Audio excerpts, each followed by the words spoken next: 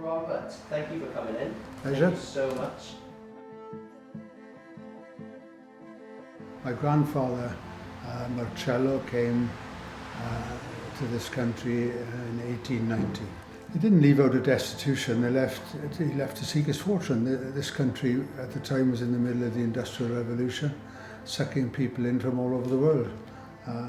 I think when he came to London and said he was a blacksmith, they said, why don't you go to Wales? You'll find plenty of work because horses in the mines. How they got in, him and his fellow Italians got into businesses is a bit of a mystery, because working 12 hours a day, 6 days a week in the mines. But he was quite successful and started a mini empire, produced 9 children, one of which was my father. My father was the eldest, and started businesses in South Wales. There was, you hear stories of a pub on every corner, a chapel on every corner, but if you were one of the non-conformists, the teetotal, where would you go to socialise? So the Italian caffis came to place. They were serving coffees and ice cream, and I think that, in a nutshell, was the market they tapped into.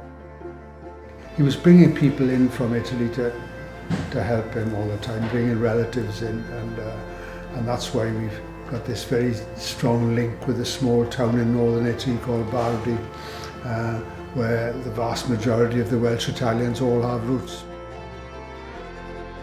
The cafe was always packed. I think the community just got used to it. You had strange things like what was quite common with a lot of the miners was drinking tea out of a saucer. It sounds ridiculous now, but whether it was just to cool the tea, but it wasn't as uncommon as you think. That was one thing that I remember.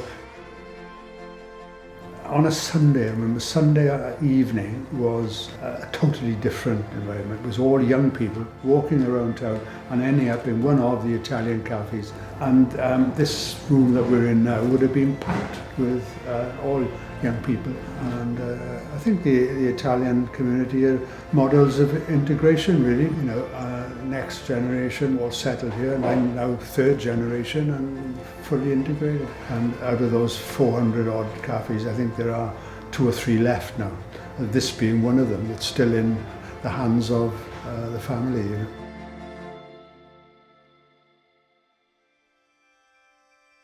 What happened when World War II broke out? Well, overnight, when Mussolini declared war on this country, overnight the Italians became enemy aliens. It's understandable. There was paranoia during the war. They thought that Hitler was going to invade, and the Italians, they thought they were organised and they were going to rise up. Well, they weren't, of course. My father was interned, but he was let out after 6 months because they weeded them out, and he bought a farm in Redwick, outside Newport, and next thing you know, he was looking after Italian prisoners of war on the farm. Sort of crazy things that happened in the war. 1 minute he's locked up, and then he's looking after Italian prisoners of war. But they were tough times, because like my maternal grandfather was also interned. The idea was to send them to the internment camp and then shipping them off to the colonies, Canada and Australia. And one of the ships, the Arundel Star, which was on its way to Canada, had about 1,200 internees on board. It was sunk by a German torpedo boat. Lots of Italians lost their lives, including my grandfather. Sad times, because the businesses were commandeered.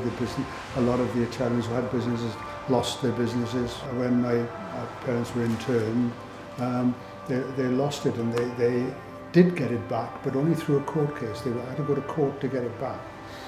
It's easy to gloss over it, but very sad, troubled times.